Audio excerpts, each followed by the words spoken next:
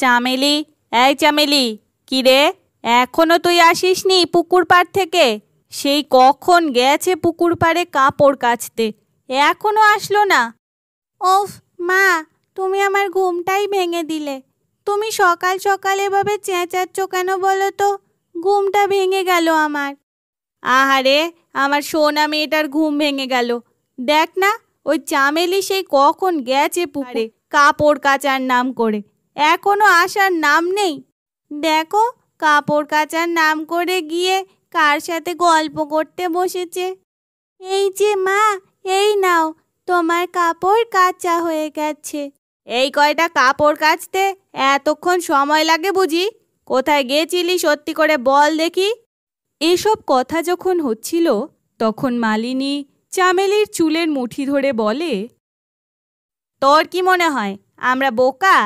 এই কটা কাপড় কাচতে এত সময় লাগে বুঝি? সত্যি করে বল কোথায় গেছিলি। আমি সত্যি বলছি মা, আমি কোথাও যাইনি। আচ্ছা, অনেক কাজ করে উদ্ধার করে দিয়েছিস, এবার আমার খাবারটা দে দেখি। আমার মেয়ে কি বলছে তোর কানের ভিতর কথা ঢুকছে না? যা, এক্ষুনি ওর খাবারটা নিয়ে এসে দে। এরপর চামেলি কান্না করতে করতে রান্নাঘরে চলে যায় আর রান্নাঘরে বসে মনের দুঃখে কাঁদতে থাকে। হায় বিধাতা, আমার এ কি কপাল দিলে! আমার নিজের মাকে নিয়ে গেলে আর একটা সৎ মা পেলাম, সেও আমাকে কখনো আদর করে না, শুধু মারধর করে। কি রে মা, তোর কি হয়েছে? কাঁদছিস কেন? না বাবা, মানে আমি তো কাঁদছি না। কোথায় কাঁদছি? ওই চোখে কি যেন একটা পড়েছিল। আমি সব বুঝি রে মা, আমার যে কিছুই করার নেই, আমি অসহায়। তোর মাটা যখন মারা যায় ভেবেছিলাম আরেকটা মা এনে দেই, তাহলে তোকে একটু আদর যত্ন করবে, কিন্তু সেটা আর হলো না। তোর কপালে দুঃখ আরো বেড়েই গেল। যখন রহিম আর চামেলি এসব কথা বলছিল তখন মালিনী সেখানে আসে। ও বাপ বেটি মিলে আমার দুর্নাম করা হচ্ছে, আর ওইদিকে আমার মেয়েটা না খেয়ে বসে আছে। আজ তোর একদিন কি আমার একদিন। না না, ওকে মেরো না, ওর কোনো দোষ নেই, আমি এসে গল্প করছিলাম। না মা, বাবার কোনো দোষ নেই, সব দোষ আমার। কি রে, এখনো তুই আমার খাবার দিলি না? মা, ও মা, আমার খাবার এখনো দেয়নি দেখেছো? আজকে ওর খাবারও কিন্তু বন্ধ। না মালিনী, তুমি ওর খাবার বন্ধ করো না, ও যে আমার মা মরা একটা মেয়ে। এসব কথা বলে মালিনী আর মালা ওখান থেকে চলে যায়। আমাকে মাপ করে দিস রে মা, আমার জন্য আজ তোকে না খেয়ে থাকতে হবে। তুমি অত ভেবো না তো বাবা, আমার ওসব অভ্যাস আছে। তুমি তাড়াতাড়ি এখান থেকে যাও, তা না হলে তোমাকেও না খাইয়ে রাখবে মা।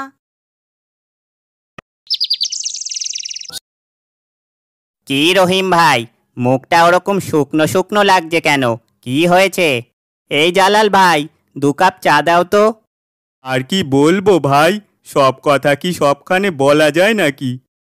তা তো কম বেশি ভাই সবই জানি। তোমার বউ মেয়ের যন্ত্রণায় তোমাদের যে কি অশান্তি, পাশেই তো থাকি, কিছু তো জানি নাকি? আমার মা মরা মেয়েটার জন্য যে কি করি ভাই, কিছুই তো বুঝতে পারছি না। ওর কপালটাই খারাপ, জন্মের পর মাটা মারা গেল। আমি বলি কি, তোমার মেয়ের তো বয়স হয়েছে, বিয়েটা দিয়ে দাও। তুমি তো ঠিকই বলেছ ভাই, কিন্তু মালিনী কি রাজি হবে? দেখি, মালিনীর কাছে জিজ্ঞেস করে দেখি।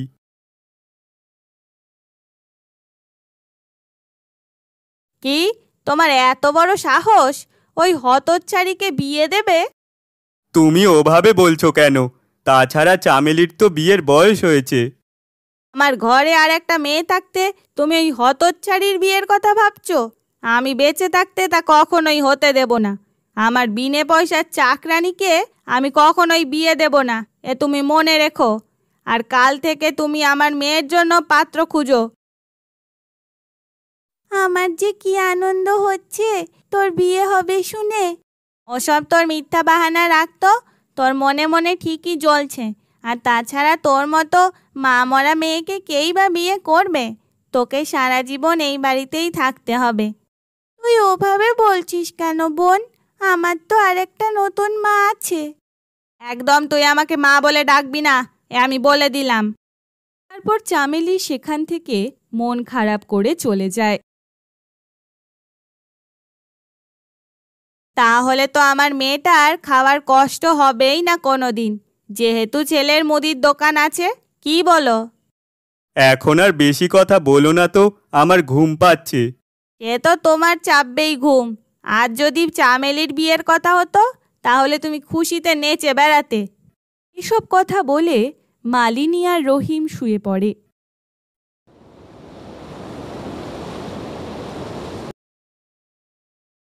কিরে চামেলি, তোর রান্না হলো? দেখিস তোর বিয়ে হচ্ছে না বলে আবার খারাপ রান্না করিস না। কি যে বলো না মা।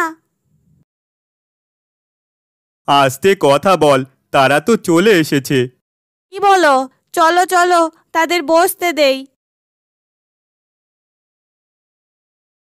বাহ, মেয়ে তো বড় সুন্দর।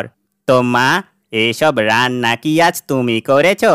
খুবই মজার হয়েছে তো। রান্না আর আমি? না না, এইসব রান্না আমি করিনি। আমি কখনো রান্না টান্না করি না। ওই যে দেখছেন ওখানে দাঁড়িয়ে আছে, ও করেছে। না মানে আমার মেয়েটা তো খুব ছোট, তাই ওকে কখনো রান্না করতে দেইনি। রান্না করে আমার এই কাজের মেয়ে। ওখান থেকে চামেলি যখন চলে যায় তখন রহিম বলে, না না, ও আমার বাড়ির কাজের মেয়ে না, ও আমার বড় মেয়ে।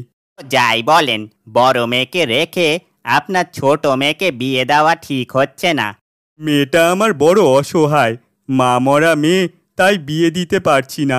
আমার মেয়েকে কি আপনাদের পছন্দ হয়নি? হ্যাঁ, ওনার ছেলের জন্য আপনার মেয়ে পছন্দ হয়েছে, আর আমার ছেলের সাথে আপনার বড় মেয়েকে বিয়ে দেব। না না, ও আমার বাড়ির কাজের মেয়ে, সব কাজ ওই করে দেয়। আমি ওকে বিয়ে দেব না।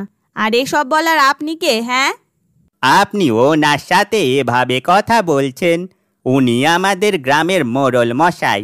কি বলছেন? আপনার ছেলের সাথে আমার বড় মেয়ের বিয়ে কেন দেব? আমার ছোট মেয়ের বিয়ে দেব। চুপ থাকেন, আপনার মতন লোভী মানুষের মেয়ের সাথে আমরা বিয়েই দেব না। না না, আপনারা এভাবে চলে যাবেন না। আপনারা চলে গেলে যে আমার ছোট বোনটার কপাল পুড়বে, একটু দয়া করুন। দেখেছেন, আপনারা যে মেয়ের সাথে অন্যায় করেন, সেই মেয়েই আপনার সম্মান বাঁচানোর জন্য সামনে দাঁড়িয়েছে। এরপর মালিনী আর মালা তাদের ভুল বুঝতে পেরে চামেলির কাছে ক্ষমা চায়। আর তাদের ক্ষমা চাওয়া দেখে ছেলেপক্ষ বলে, কি রহিম মশাই, মিষ্টির ব্যবস্থা করুন, আপনার দুই মেয়ের সাথেই বিয়ে হবে।